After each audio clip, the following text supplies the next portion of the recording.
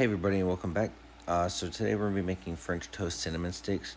You're going to want to use brioche bread for this. The thickness is pretty good for them. You're going to want to cut them to however wide you're going to want them. I cut the edges off because Domrese doesn't like the edges. It's just easier for me to do it that way.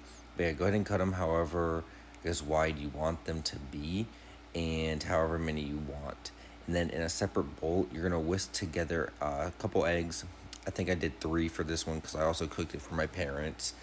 So I had to use a little bit more egg. And then you go ahead and just add in cinnamon. That's the only thing that I add. I had made it before with a few other ingredients, but Domers only wants cinnamon in it, so I only do cinnamon now.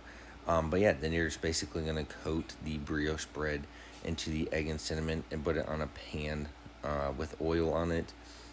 And you're going to preheat your oven to 350 degrees, and it's going to go in for about 5 minutes, and then you're going to flip them over to the other side and do it for another 5 minutes, and they come out pretty crispy. You can go a little bit less time, but 10 minutes is about perfect for the ideal crispiness. And then you can go ahead and use maple syrup with it as well. This is what they look like, and thank you for watching.